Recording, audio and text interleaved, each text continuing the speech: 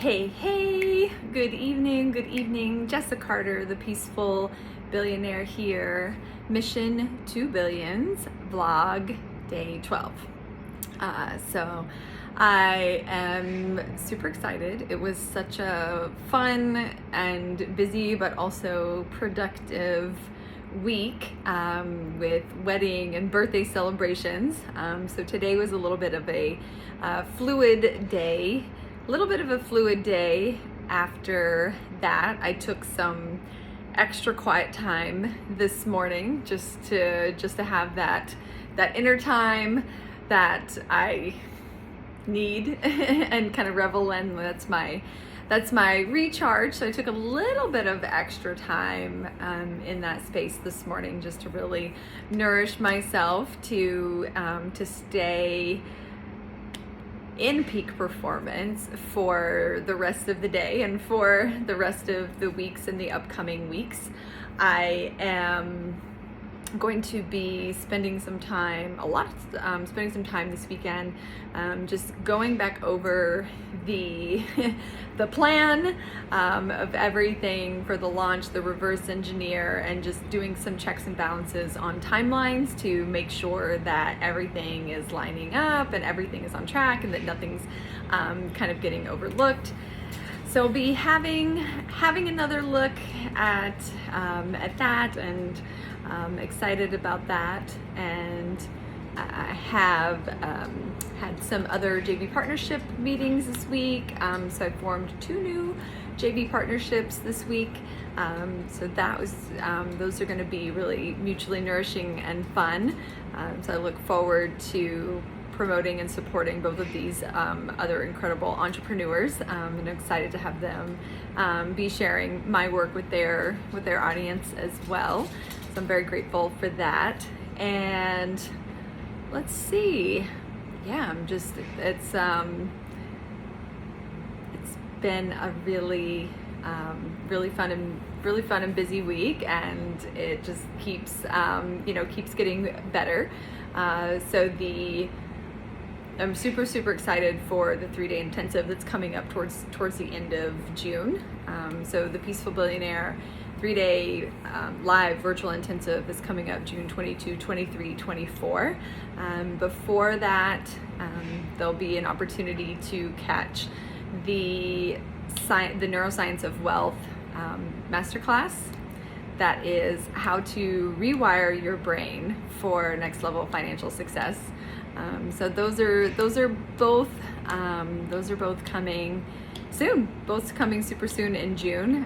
It's something that I've been doing before, but I'm consistently making refinements and revisions to always have that quality assurance and consistently make things better for my clients. And the feedback is always incredible. As a matter of fact, I was shortly before I went live this evening, was reading something that one of my clients created during an exercise that we did this week, and it just blows me away. I have the best.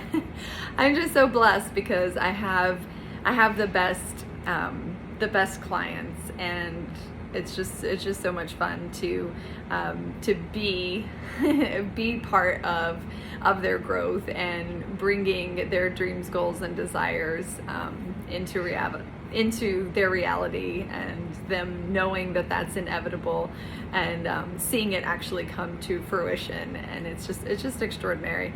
I can't imagine doing anything else anymore. I had such a fun, incredible 10 years in neurosurgery as well. I mean, that's a whole different kind of thing. But for such a long time, I absolutely love that, and it's so rewarding. But I can't imagine anything being more rewarding than what I do in the world now. And one of the things that I always say is I always say that my prior career in neurosurgery is something that I chose. I remember that conscious, logical decision-making process.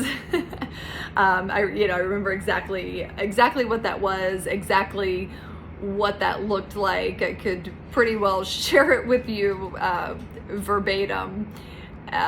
Basically, with my undergraduate degree, with my 4-year degree, I knew that I wanted to go on and get either a master's or a doctorate degree. However, my father passed away right towards the end,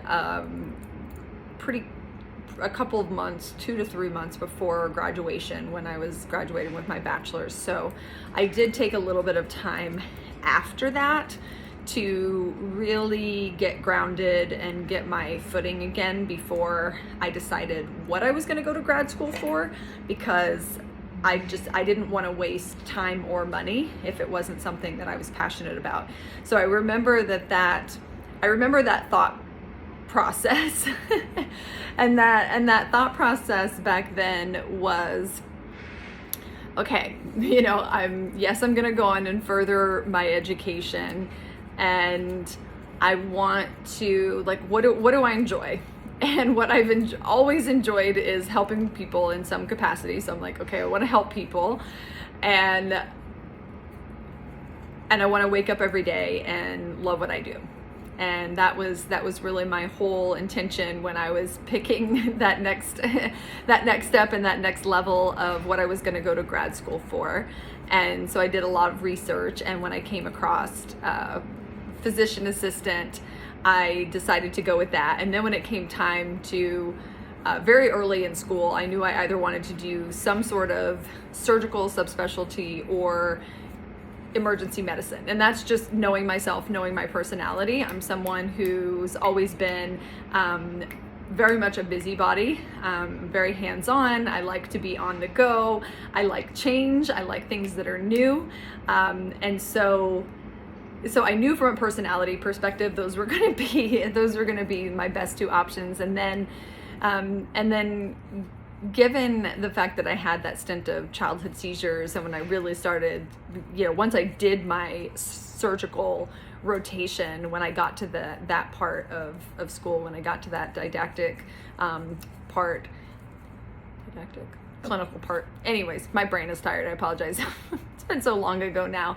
But when I got to my surgery rotation, I just absolutely fell in love with it. I knew that I wanted to do surgery, and I was very fortunate that the surgeon that I worked with took some time to give me a little bit of guidance. And he said, Jessa, please don't take this the wrong way. He said for someone who's so green, he said, you work really, really well independently. He said most people are not willing to just go get a chart and see a patient and you just go and do it.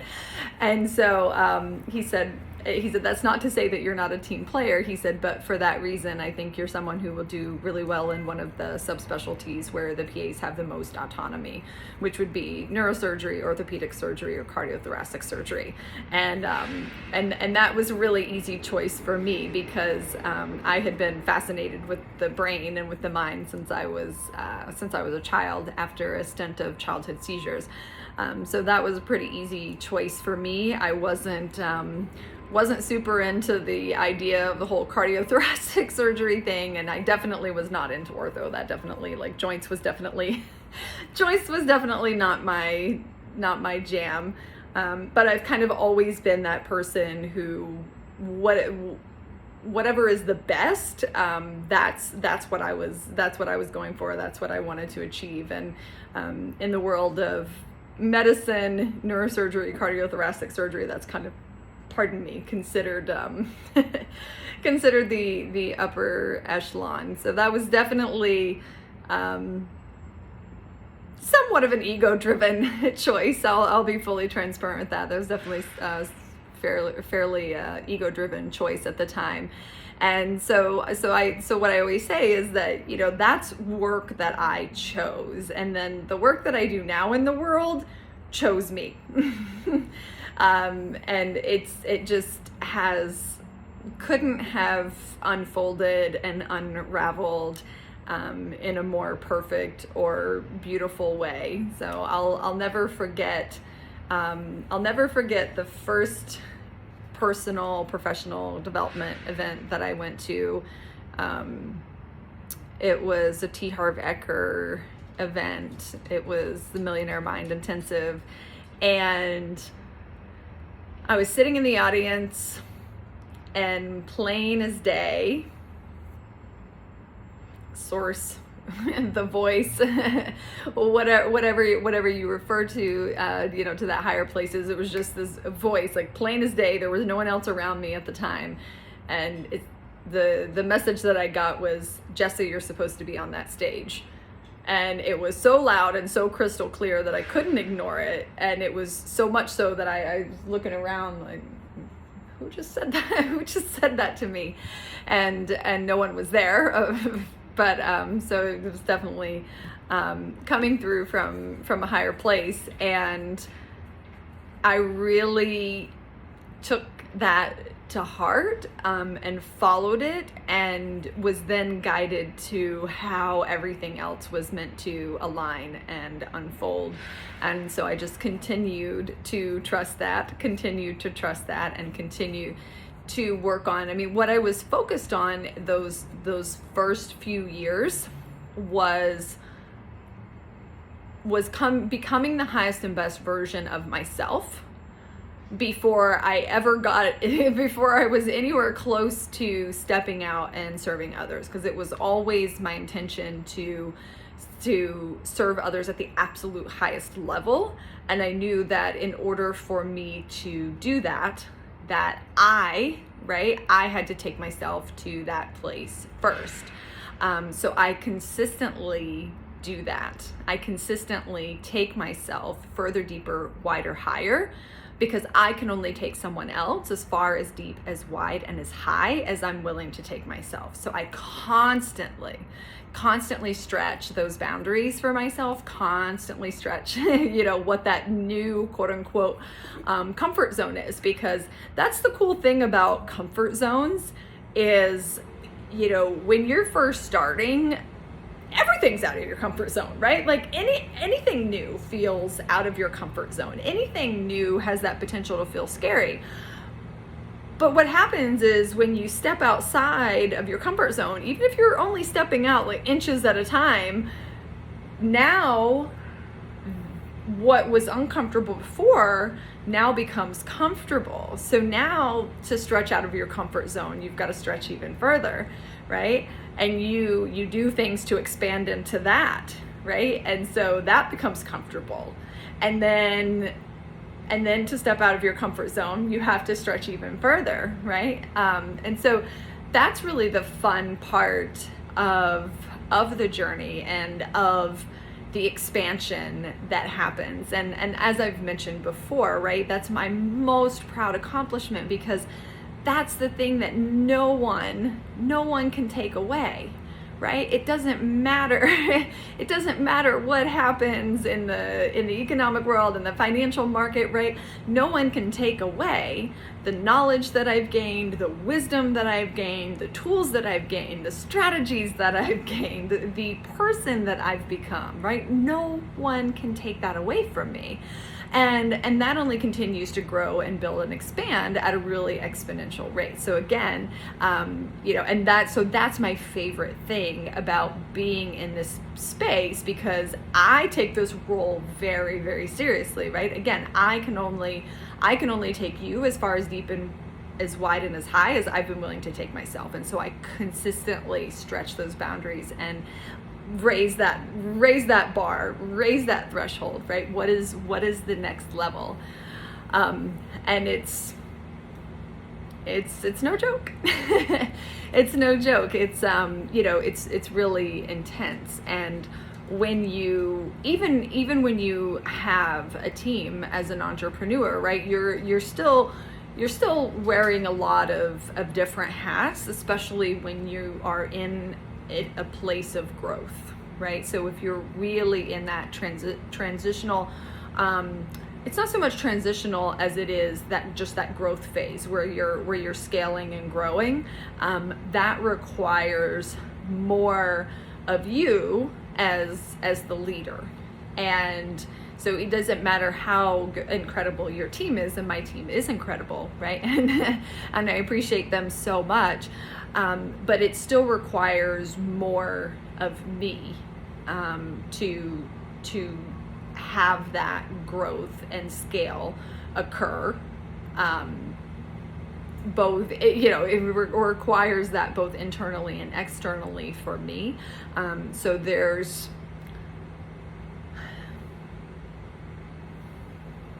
it's consistent. It's consistent dedication. It's consistent motion, with periods of stillness, because that's the balance for me. Is I'm so in love with this, and I teach it because it's made such a difference for me in my life, is the slowing down to speed up, right? Like I mentioned before, I took that extra quiet time this morning because that was what was required, that little bit of extra time for me to slow down in order to speed up, right? So the ebb and flow of that. And then there's a lot of really consistent execution, right? And that's been really really fun, because I love creating and I love building. So that's really kind of my jam. And so what I very much look forward to, right, as things continue to solidify and build, right? Because there's some exponential growth happening now, and there's always more stretch in that. And then as that growth settles, right, then and things like really solidify, and things are like grooving and things are really smooth. And so then it's just a different, right, then it's a different dance of divine execution, and seeing where else I might want to play, and where else I might want to expand, both personally and professionally. And so that's just, did I mention that this is fun for me? Did I mention this is fun for me? I really do love it. I'm looking this direction because I have a board. You know what? Let me just show you, and then I'm gonna get going before I gab on for too much longer. So here is one of my places of positivity, which is everywhere in my home, but you see really big here, it says divine execution, never add time. And then this is my postulate stone. I'll tell you what a postulate is some other time. And then here's your magic, and then this one over here. Oh, can you see that one? Okay, this one is bring what you have to offer to the table. And there's some other things up here. 2023, my most epic year yet. Generosity, prosperity, transcendence. What is it? What else? Expect miracles, be surprised.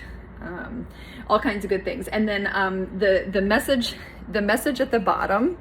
The message at the bottom is so good, and I love this reminder, because I read the stuff on this board pretty often, and the big letters I can see from far away. So the divine execution, never add time, that never gets overlooked or missed. That's like constantly staring me in my face. And that was my word for the year. So that's something that I always do at the beginning of the year with clients, is you choose your word for the year and your qualifier word. So my word for this year was execution, and my qualifier word is divine execution, right? Because I create more and bring to the world in that place of flow, not from that push, do, not from that place of stress and overwhelm. So this is really creating next level success from that peaceful flow state, right? Using the theta flow state to bring things forward rather than the push,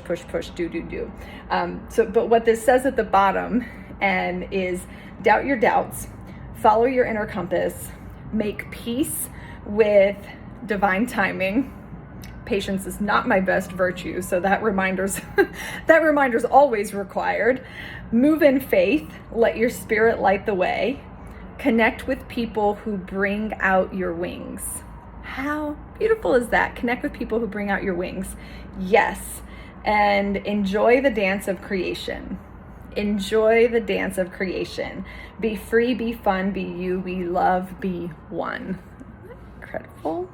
So I will leave you with that beautiful message this evening, and an extra little bit of a view. You see doggy bed back there. That's one of Saturn's favorite spots because he loves that bone. That's that bone. I should actually text my friend Jennifer that gave him that bone. It's been over a year now that she gave him that bone, and he's still enjoying it. So anyways, I'll leave you with the beautiful message. I'll leave you with that beautiful Manhattan skyline back there. That's the Upper East Side that you see, and the East River. And that's all. That's all for now. Mission to Billions vlog, day 12. Jessica Carter, the Peaceful Billionaire. Bye for now.